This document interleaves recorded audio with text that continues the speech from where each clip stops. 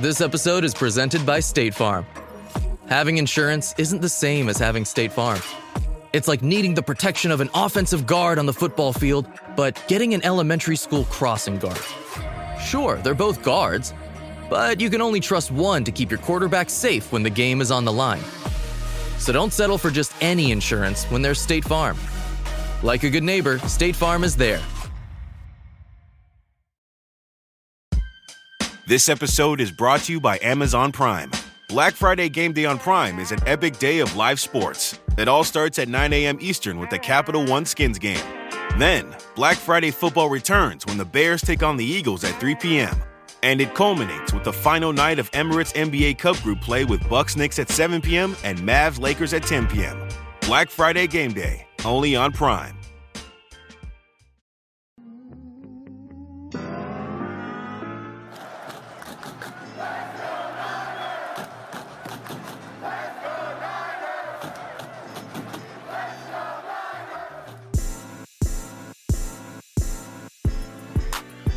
Welcome into 49ers Access. My name is Sterling Bennett, and today we're going to preview the San Francisco 49ers Monday Night Football primetime matchup against the Carolina Panthers in week number 12 of the 2025 NFL season. San Francisco comes in 7-4, right now holding tightly to that final 7th seed in the NFC Wild Card picture.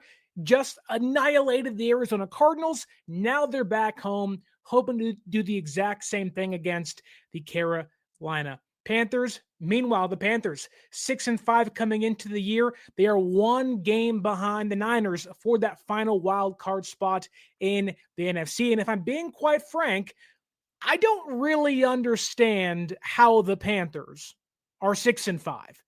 I don't get it at all. I don't understand it whatsoever. This team is really inconsistent, but they've won 5 of their last 7 games. That's despite a really piss-poor offense. That's despite one of the worst quarterback performances we have seen this season from Bryce Young, yet they're winning games. They're gritty. They're feisty. They're not quite a playoff contender, but they are not a team with a season already over through the first 11 weeks of the year. That said, they aren't a good team. In the last 5 games, their offense has scored 13 points in a win against the Jets, 9 points in a loss against the Bills, 16 points in a win against the Packers, 7 points in a loss against the Saints, and then 30 points last Sunday against the Falcons in overtime, which really, that game changed because Michael Penix tore his ACL again, and Kirk Cousins couldn't fend off a insane comeback by Bryce Young, throwing for over 400 yards basically in the last couple quarters of that one. The Panthers aren't good. Their offense is terrible on third downs. It is below a 37% conversion rate. The offense is one of the worst in football in the red zone, under 50% this year. Again, I ask you, how are the Panthers 6-5? And I've come to the conclusion that it takes good teams playing down to them for the Panthers to actually be considered a contender this season. Now, the Niners can do that. They've done it plenty of times this year against the Jaguars, against the Texans early in the season, against the Rams a couple weeks ago. They have a couple times this year played down to their opponents, but that's Matthew Stafford and the Rams. That is a really good defense in Houston with a quarterback and Stroud that was actually healthy for that game. And the Jaguars have actually beaten some good teams so far this year, and it was early in the season with the running game playing at its best. I can accept San Francisco playing down to those teams. However, the Panthers just, again, aren't very good, and a lot of that stems from Bryce Young. But before we get into Bryce Young and the rest of this Panthers offense, don't forget to like, share, subscribe, and leave us that 5-star audio podcast review. And let's get into Bryce Young and the Panthers offense and really why San Francisco's defense has a tremendous chance to hold them to under 24 points in this game. Okay, Bryce Young, right? Undersized, former first overall pick of the Panthers, He kind of got it together at the end of last season, came into this year with high hopes, and he stumbled out the gate. Now here we are through 11 games. And, well, Bryce Young has once again been Mr. Inconsistent. Through his last 4 games, in 3 of them, he's thrown for under 150 yards. He's also thrown 2 interceptions, fumbled 4 separate times, and been sacked 9 times. They are not playing a red-hot Panthers team. They may have won 5 of their last 7 games, but the quarterback play is right now kind of in the gutter. Now, I know they had a really good game against the Falcons on Sunday, and I'm sure fans out there in Carolina are hoping that, well, that can be the start of something new. However, Bryce Young is not the one carrying the Panthers offense this season. In fact, he's somewhat holding it back, where you can honestly say if they had some average quarterback play, they may be 7-4. They may be vying with the Buccaneers for that division, and he hasn't been that. And I think one of the damning stats for Bryce Young in 2025 is passes beyond 10-plus air yards and 10 yards downfield. And when I saw this, I thought I was being lied to. My head was going to explode seeing exactly how bad Bryce Young had been this year. Right now, entering Week 12 against San Francisco, he is the 39th ranked passer on passes 10-plus yards downfield. Right now, he is the 35th ranked passer on yards 10-plus yards downfield because he has a 47.9, a 48% passer rating on said throws, and he has a 33.8 accurate rate on throws 10-plus yards downfield. That is 40th in the NFL, and not to mention 7 turnover-worthy plays, which is the 6th most in football. The minute the ball travels 10 yards downfield, it is like Bryce Young turns into a 7th-round pick, not named Brock Purdy. That's how bad he is. It's like Bryce Young goes from, wow, a somewhat competent quarterback to, oh my God, is that Shitter Sanders against the Ravens in the second half after Dylan Gabriel gets hurt? That's how bad it can be. Now, to be fair to Bryce Young, didn't have Jalen Coker for half the year. They've kind of gone through this weird motion of Chuba Hubbard being their starting running back, and then Dowdle comes on and he explodes, and there's been some injuries mixed in here or there, but I can almost tell you, if I were Panthers fans, I would just tell Dave Canales, dude, we got to get that guy an actual quarterback because this team should be a lot better than they actually are. And really, the offensive line has given Bryce Young almost every chance to succeed this season. Right now, Bryce Young ranks 11th in football because he holds the ball too damn long. He's 11th in pressures allowed by quarterbacks this year. The offensive line has done fine for them. They've given him pockets, time to throw. He just can't facilitate the offense at a high clip. And I think this game is really one you're going to miss, Yetur Gross-Matos. So I know fans, high cap hit, been hurt. I get that. But you're going to miss Yetur Gross-Matos.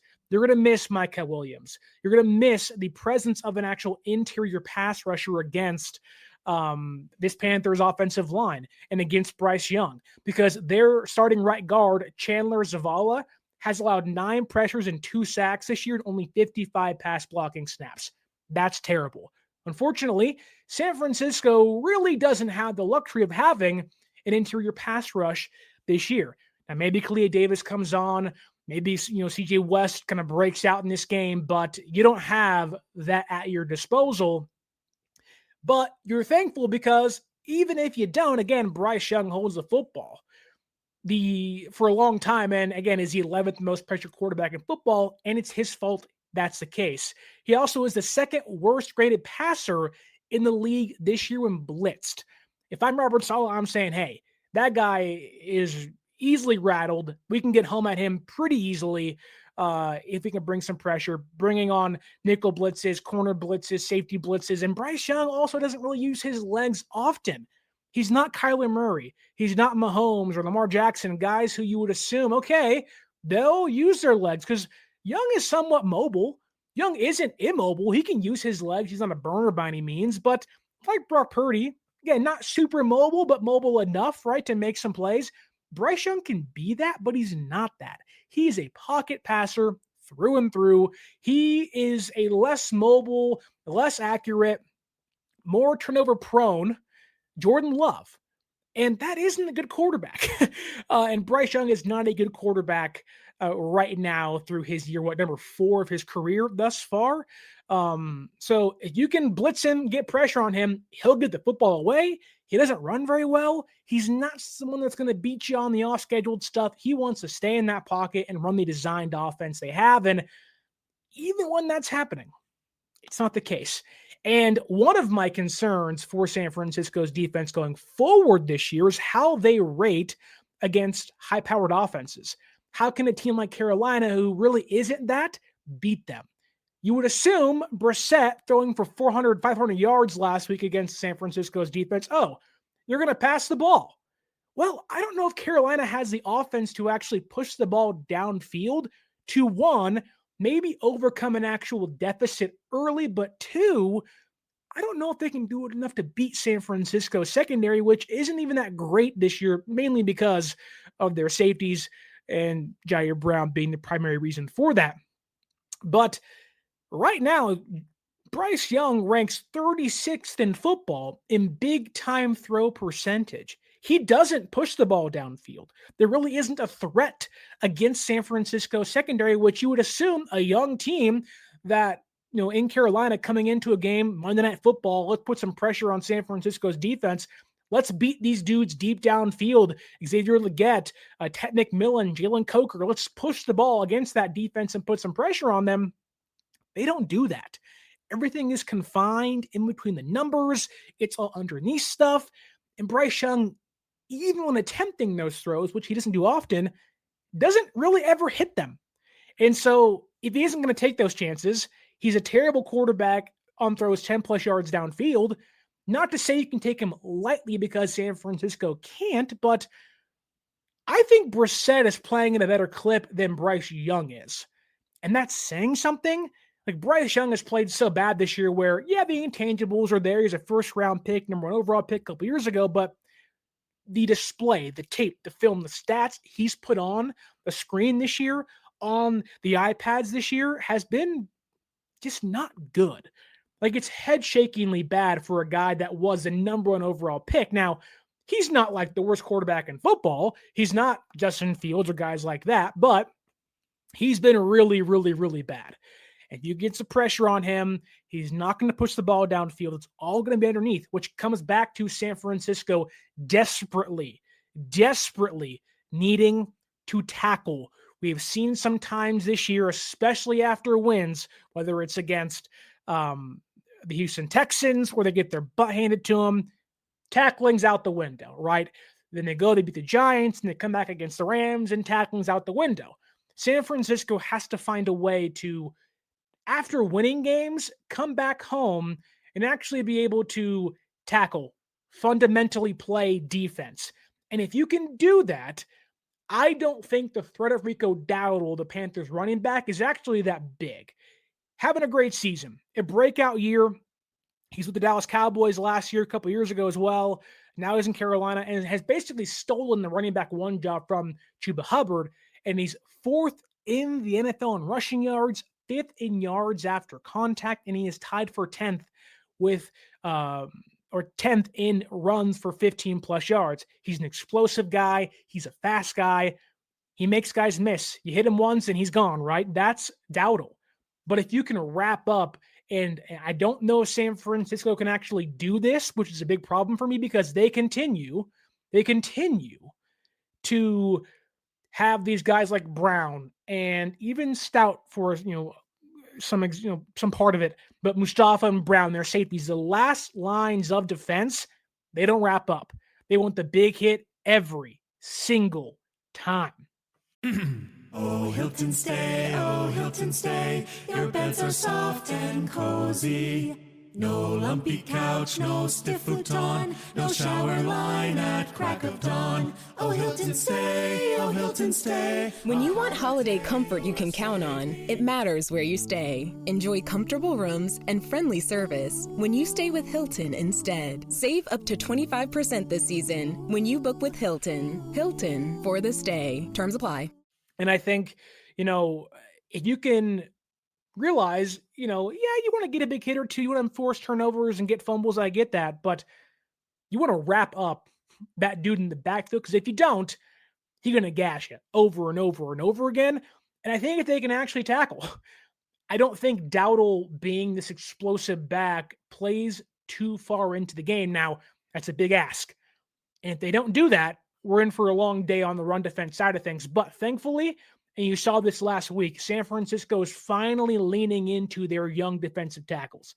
Alfred Collins, back after he missed the Rams game, was a huge impact against the Cardinals last Sunday. And then CJ West finally getting some snaps. Don't know why he wasn't playing. Kevin Givens wasn't active last Sunday. That was a great choice by them. Those two guys are probably the most important players on this defense this Sunday.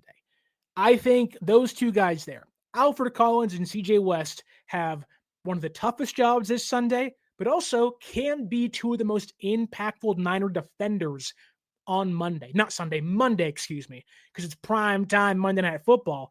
The Panthers' interior offensive line isn't great. It's not terrible. Cade Mays is okay. He's their center. Ben Zavala is their right guard. They can beat those guys in the passing game, but also on the ground too. They can move those guys around at will, I think. And if the young defenders can actually play up to par and kind of do what they did against the Cardinals, Dowdle doesn't become a non-factor, but his impact certainly dwindles. It certainly Dowdles, if you will. Wow, that was really bad, and I'm sorry. But it's a really big thing.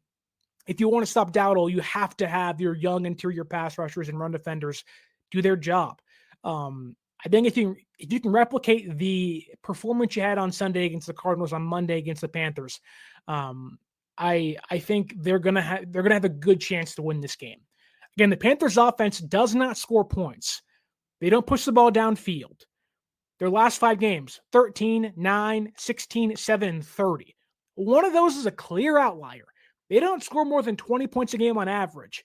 This is an offense that if they beat you, we're having a whole different conversation. And I think one of the big reasons the Panthers offense could beat San Francisco's defense on Sunday is because of this year's first-round draft pick, Tetairoa McMillan, the big wide receiver, because that dude is a freaking dog. What a great pick by them. Him and Young have excellent chemistry. He is the one guy he targets at will. If I read you some stats off here, it'll show you exactly why Tetairoa McMillan is he's going to be a great receiver for a long time, barring a major setback the next couple of years or so, because this year he leads all rookies with 54 receptions. He has 748 yards receiving. That is first among rookies and 6th in the NFL this year. He has 4 touchdowns. That is 3rd amongst rookies, and then he has 2 in his last game against the Falcons. Like, this is not to say as big of a challenge as Puka Nacua, Devontae Adams, but this may be San Francisco's biggest test with those 2 guys removed. I mean, dare I say, maybe since Jacksonville? Like, the Cardinals didn't give you a test. They didn't have Marvin Harrison Jr. It was McBride, sure, but it was Michael Wilson who burned them a lot, which does concern me again. But I think you could see a similar outcome to that game where Brissett has to drop back, like 60 times to actually throw for 500 yards. This can be a case where the Niners can almost erase Rico Dowdle by getting up early and forcing Young to fight his way back, which I don't think, although he's done it at times this year, they can't put up 30 points consistently. The odds they do 30 points again this week is so slim that I bet the under on their points. Like, I think they're going to be under 26 points in this game. I cannot see Carolina, that took 5 quarters and a Michael Penix injury to beat the Falcons last Sunday to help put up 30-plus points against the Niners defense as Brock Purdy back. And even if Brock Purdy goes down, Mac Jones is right now 10 times the quarterback Kirk Cousins is. And so, I just I don't believe in the Panthers offense at all. Now, Ted McMillan gives them a chance because that 6'5", 212-pound frame, my God, that's a scary sight. Like when I think of Tet, who was in the slot primarily on Sunday against the Falcons last week, against guys like Upton Stout, who is enjoying, I think, in coming off of his best game of the year against Arizona. But he's a small dude. And when your slot receiver has 5 inches on a guy, you just throw it up and say, go. And that is a concern for me. Now, Stout has long arms. He can get inside dudes and he's feisty. But again, sometimes size does matter. And I don't love the idea of having a big nickel package with Jason Pinnock out there, who might be this team's worst coverage player. Now, my assumption is he'll be out there again because it worked against the Cardinals. Now, we'll see. But that's my assumption. Pinnock was out there to help guard Trey McBride. I think you may want to do the same, but I would rather have, they don't have 4 safeties now, basically, but Marquise Siegel should be out there. Like, ride the young guys. Let Brown play the big nickel role and put Siegel at the top, or the back end of the defense. I don't want Pinnock out there at all. That's what scares me. And I think they're going to do it again, which I don't love. And I think McMillan over the middle presents a major, major test for guys like D. Winters, whether it's Pinnock, Brown, Mustafa, Stout, and in the new Mike linebacker, San Francisco's third-string Mike linebacker, Curtis Robinson, because McMillan this year has the 6th most targets over the middle, the 4th most receptions, the 3rd most total yards, and the 3rd most yak amongst wide receivers. And I'm going to make a bold prediction for this game. I think San Francisco will get better linebacker play from Curtis Robinson, especially in coverage, than they would against Tatum Bethune with Tatum Bethune. I love Bethune. Fun dude, big body linebacker, fun to watch. There's clear building blocks of a really good player in there. Robinson is by far a better coverage linebacker, and I would go as far as to say, I think you may see an improved Niners defense over the middle because of Curtis Robinson out there. Now, if he goes down, you're in deep waters, brother, and here comes Stone Blanton, and oh my God, we're having a whole, again, like, we are panicking big time, but I really like Curtis Robinson a lot. I think had he not got hurt last year, I think he was starting for San Francisco in 2024. And I think that if they can tackle, they can stop Dowdle. If they can get ahead early, like they did against the Cardinals, they can stop Dowdle. And I think you'll see much improved coverage defense against McMillan over the middle because of Robinson. But again, that test for Stout, can Stout, Pinnock, and whoever else is playing big nickel on Monday, stop McMillan? It's a big test. He's a big dude. They're going to connect. I would not be shocked to see 8 to 10 times on Monday. That's what they do. That's who they are. They may not score. They may not score 20 points, but they'll make sure Ted and Bryce Young are, intertwined in regards to chemistry. So watch out for that. We have a $2 super chat via one of our favorite fairies, Tommy Huxley. He says, Tig, that being Jair Brown, is as useless as a butt on an elbow. I've never heard that. As useless as a butt on an elbow. It's pretty useless. Unless you want to take a dump with your elbow in the toilet, which I wouldn't want to do. But yeah, at that point, you're right. I don't love Jair Brown, but I'd rather have Jair Brown play the big nickel than Jason Pinnock, who has just been utter garbage this year for San Francisco. I'm so confused as to why he is starting for them. I don't get that at all, but that's their own choice. He was terrible against the Cardinals, good against the run, but really bad against the pass. So you saw Nick Martin last Sunday. I think Marquise Siegel should be back in the fray. I really do. And maybe had San Francisco been in a close game, maybe that change is done, but I don't know. But I really do not buy the Panthers offense. Now, a bad defense can make a bad offense look better, and San Francisco's defense has been kind of a back and forth seesaw performance week by week. But maybe I'm feeling good, maybe I'm feeling high, but I think San Francisco's defense can put together a really, really, really good game on Sunday. And if they can get up early, you almost force the Panthers to push the ball downfield, and Bryce Young just can't do that. And you can almost erase Dowdle from the game if you can do that. It's a big ask. It's a big test. I'm not saying it's easy, but it is doable. And a big reason for that is because of how good San Francisco's offense can be and was last Sunday, and what I think they can do this Monday against the Panthers, who, quite frankly, don't offer much of resistance defensively. And I think a lot of their success has come down to playing, one, bad teams, but also two, really good teams having really bad days offensively against them so far this season. But before we get into the offense and how Brock Purdy and company can dice and slice and declaw some kitties on Monday Night Football, I want to remind you to use our promo code 49ers Access. 49ers ERS ACCESS at SeatGeek.com.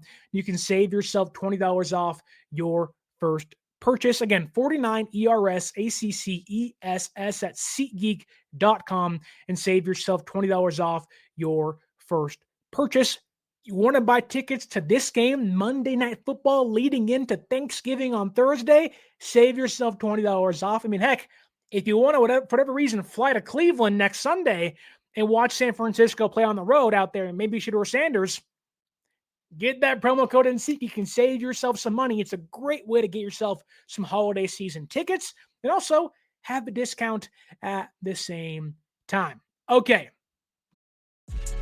Introducing Oakley Meta Vanguard, the new performance AI glasses designed for athletes. With hands-free capture on an action-ready ultra-wide camera, powerful open-ear speakers, and built-in Meta AI that syncs with your Garmin devices for real-time insights while you train. Take your performance to the next level with Oakley Meta Vanguard. Athletic intelligence is here. Learn more on meta.com. San Francisco's offense. You may say, Sterling, is Brock Purdy the main talking point? And I would say, you know what? No, not yet, because Christian McCaffrey, I think, who is on pace for a 1,000 yard season, we'll see if he gets there, but I think he is going to have another big game against the Panthers defense, especially on the ground on Monday. Right now, Carolina's run defense is allowing 113 rushing yards per game, pretty much on par with the Cardinals coming into last Sunday's game. However, they're allowing 4.4 yards per carry, also equal to the Cardinals entering last Sunday. Whether it's CMC or Brian Robinson, San Francisco should be able to find some success on the ground. I think early in the game, if you can get ahead, you will probably be able to bleed the clock away, where the Falcons couldn't do that. And previous teams the Panthers have beaten couldn't do that. And I think if you can play some mistake-less football, you should be able to walk away with the win and feed CMC and B-Rob for a hopeful victory on Monday. But let's go further into this, because the last 3 weeks, that's against the Falcons, that is against the Saints, who beat them at home, and against the Packers, where the Panthers scored again 16, 7, and 30 points, winning 2 of those games shockingly. They, right now, in those 3 games, are allowing 30 rushing attempts per game. If you allow a Kyle Shanahan, Christian McCaffrey, Brock Purdy, and Brian Robinson-led offense to have 30 rushing attempts per game, you're going to lose. That's just the way it is. You don't give those guys 30 attempts and say, how did we lose that one? What do you think happened? You couldn't stop the run, and the Panthers right now simply cannot stop the run. And when you give this Niners offense 30 attempts at 4.4 yards a clip, it's going to be a long day for that Panthers run defense. And it's funny because while, yes, this is a revenge game for Christian McCaffrey of some sorts, he talked about it, I think, yesterday or today, kind of saying, like, when I came to San Francisco, it changed things for me. I think for myself, I was like, yeah, you started winning football games. You saw what it was like to actually win some games. But there is more ties to the Panthers and Niners, because early in the season, when San Francisco lost Micah Williams, and they lost Yetur Gross-Matos, and they lost Nick Bosa. Who was the one guy kind of pinpointed to fill in for them? Trevis Gibson. He's now in Carolina, and guess what? He is their third highest graded run defender. That's how bad the run defense is. Now, he's been good, but he's a depth of reserve dude. And their best run defender right now is on injured reserve. They ain't got their dogs. And so I really think that I know this is a rather easy part of the schedule for San Francisco. You play the Cardinals and the Panthers and the Browns. You have the Titans after the bye week, but there's a reason for that. These teams are not good. And the Niners can really separate themselves in the wild card hunt, or at least stay on pace with teams like Seattle or the Rams in the NFC West divisional hunt by playing teams like this and dominating teams like this. Again, the Panthers haven't been great against the run this year, and they're down their best run defender and their third best guy is a bench reserve practice squad player in Trevis Gibson. And that doesn't include the two interior defensive tackles they have in Derek Brown and Ashawn Robinson, who are not inside their top three run defenders.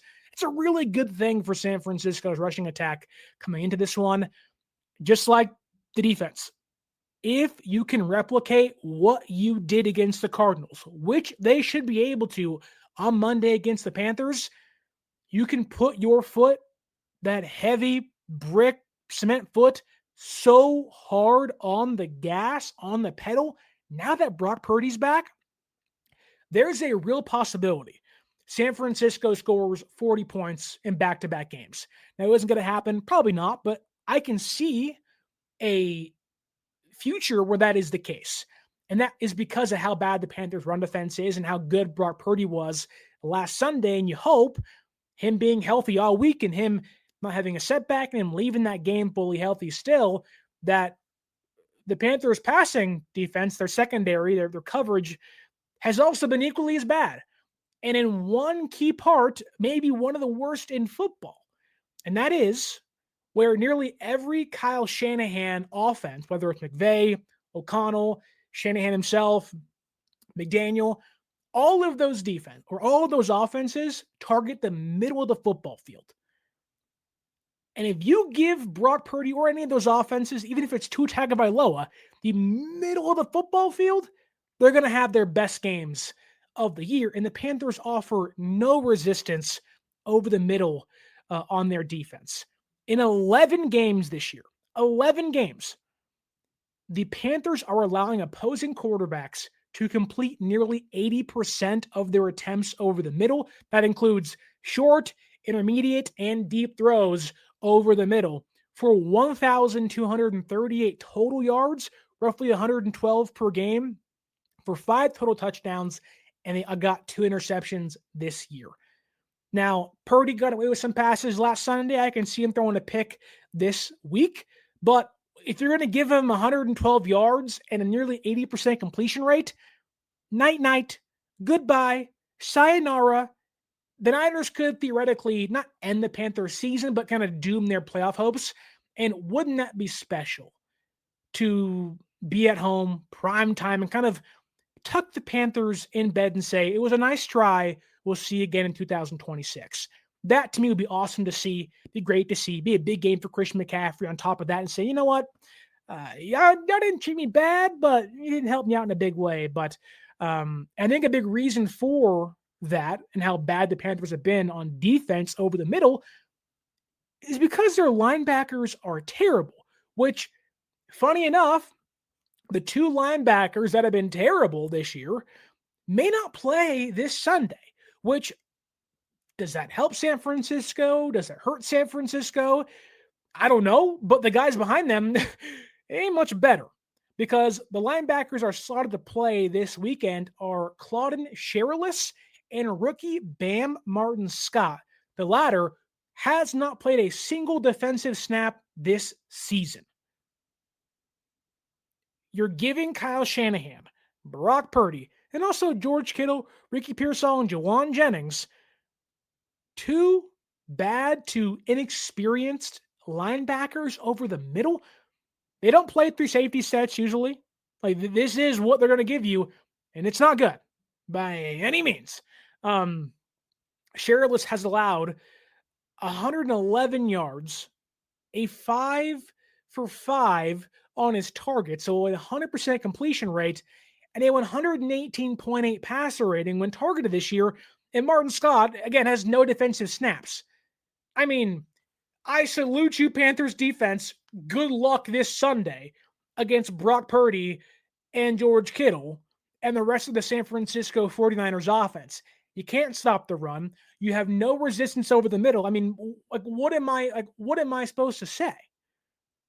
That, Panthers are a feisty team. Yeah, but they're not good feisty. They're lucky feisty. And that's a big difference there. Like, people can say, who has San Francisco beaten this year? Oh, they beat the Rams and the Seahawks week 1. What is that? Who are the Panthers beaten this year? The Packers, because they are right now a kind of a fake team. And that's kind of it. They've beaten the Falcons twice. Falcons suck. San Francisco dog walked them at home. They lost to the Saints with a quarterback in his second career start and Bryce Young playing worse than that quarterback. At home, mind you. I just do not buy anything about the Panthers. I walked into this week, on Monday, thinking, hey, Panthers, tough game, wild card bout, has so much going on, and leaning on it. And I don't want to make it seem like you take them lightly. You don't.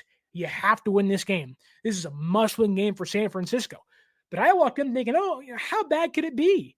They're 6-5. They're in the hunt. And I watched the tape. I saw the stats and I saw the analytics and I said, oh my God, this team sucks.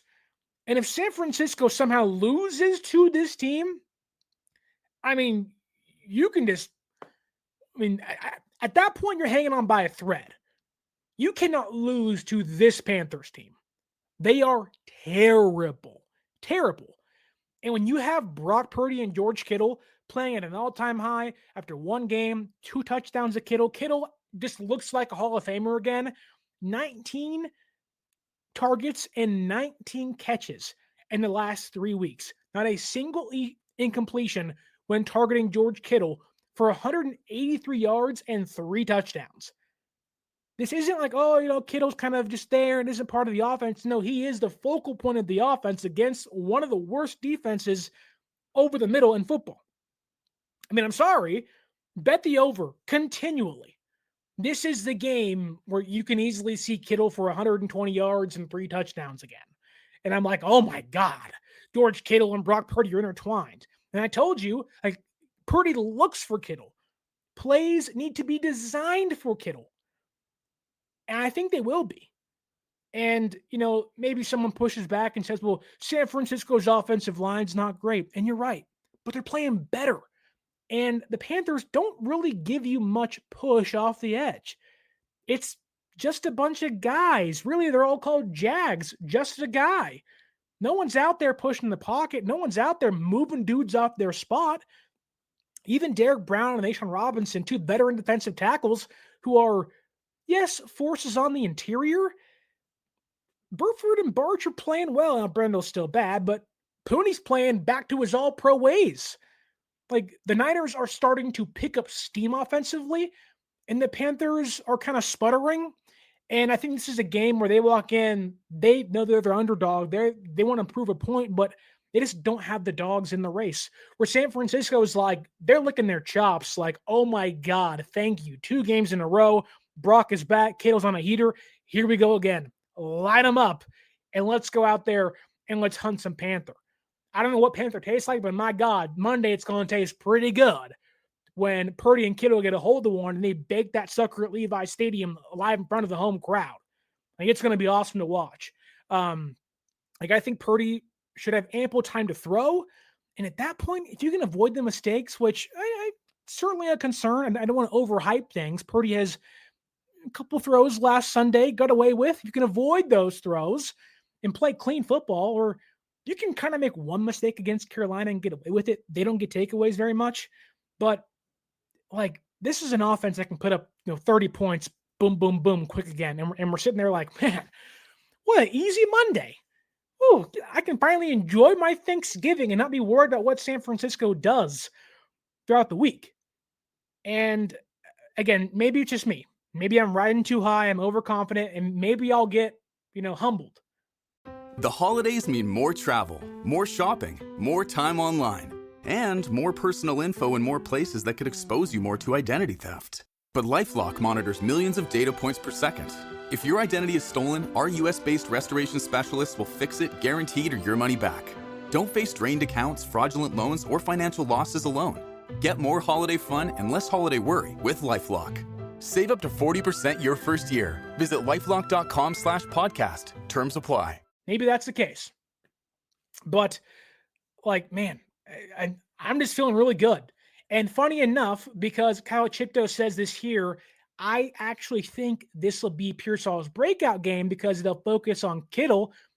Funny enough, in my predictions for this game towards the end, I had two of them. I said, watch out for Jauan Jennings. He has a 4-inch, 37-pound advantage over the Panthers nickelback Shaw Smith-Wade. Watch out for that on Monday.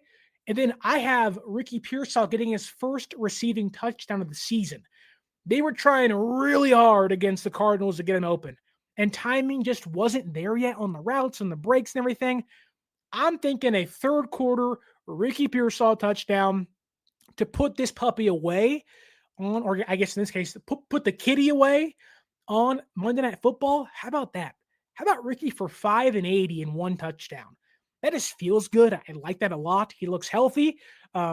He's out there shooting hoops in the locker room again, and the routes were crisp. Again, his timing wasn't there. If they want to focus on Kittle and you want to leave Pearsall on an island by himself, good luck. Good luck. This is why getting Purdy and Pearsall back was so important to how good San Francisco could be this year and their trajectory in the second half of the season. I'm right there with the Kyle Chipto. I think Purdy and Pearsall are going to be on Sunday. I think Kittle scores probably a touchdown again, 5 or 6 receptions.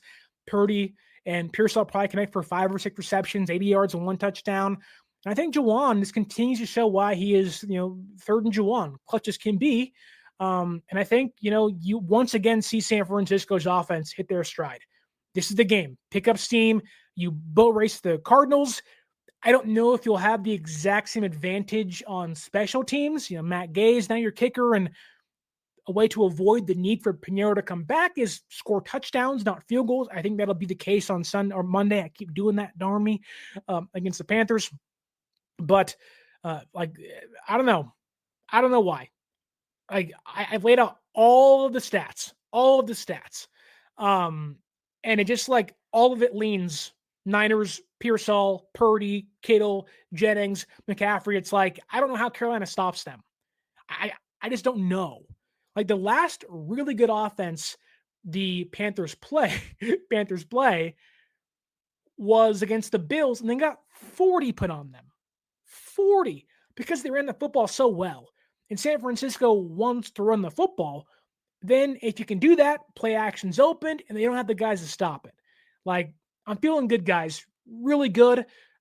Maybe it's because it's Thanksgiving next weekend and you're playing the Panthers who aren't really good. And I don't know. I'm feeling good. Vacation's coming up for me and my wife. And you're playing the Panthers on Monday Night Football. It's man. Panthers can't rush the passer. Don't really stop the run. They're kind of mediocre at that. Bad linebackers in coverage. Niners are riding high. They're on their hot streak, and the Panthers, quite frankly, have gotten lucky too many times. Now, there is a possibility where, let's say, Purdy throws 2 picks because he'll make some bad throws at times. He'll take some risks, and I think those throws over the middle, the layered throws, it almost cost him twice last Sunday. If he makes that mistake again and the Panthers get a takeaway or 2, okay, then we're having a different conversation, and there's a chance the Panthers can be, feisty and kind of gritty and kind of claw their way back into this one. But, I can't find an excuse for San Francisco not to score or put up 28 points on this one. And to end the show, I have San Francisco winning 31-20. 11-point victory, a 2-score victory. Panthers will give you some pushback. They don't give in. They don't give up. I think Rico Dowdle will kind of cause some problems at times, and McMillan will give a mismatch for San Francisco's defense is Stout and Pinnock and those guys. But I don't know, guys. I'm feeling good. Feeling really good. I can feel it in my loins and my plums. San Francisco walks away again with a victory. Mr. Fish and Chips says, your wife is still putting up with you, Sterling. She's a star. She is a star. She's great. Which, funny enough, I have to go pick her up from work right now in the rain. So until next time, my name is Sterling Bennett. Don't forget to follow us on social media at 49ers_access is the X or Twitter. 49ers.access is the Instagram. Use that promo code 49ersaccess, 49 ERS ACCESS at SeatGeek.com and save yourself $20 off your first purchase. Thank you to every single one of you in the chat. Fish and Chips, Papa J, Kawachipto. All of you guys are great. Bobo will be in there later. Lori Matthews, Tommy Huxley. All you guys are fantastic. Enjoy the rest of your Thursday. Enjoy the Thursday Night Football matchup. And come back right here later tonight. Myself, Larry Kruger, Pig and the Pickle Krug Show, live for you once again, talking Niners versus Panthers after Thursday Night Football. But until next time, my name is Sterling Bennett. And as always, stay faithful.